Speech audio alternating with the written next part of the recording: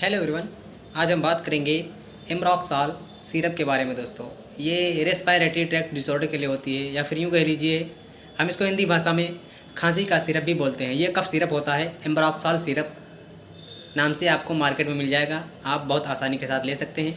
अगर आपको खांसी की प्रॉब्लम है, खांसी आ रही हो, या फिर गले में खराश वगैरह है, वो ठीक ना हो रहा हो, तो आप इसका इस्तेमाल कर सकते हैं। बहुत अच्छा सिरप होता है एम्ब्रोक्साल सिरप, आपको मार्केट में मिल जाएगा।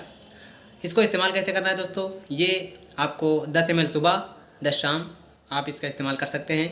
एडल्ट के लिए और छोटे बच्चों के लिए 5 ml सुबह 5 शाम इसको इस्तेमाल करें और अपनी समस्याओं को दूर करें।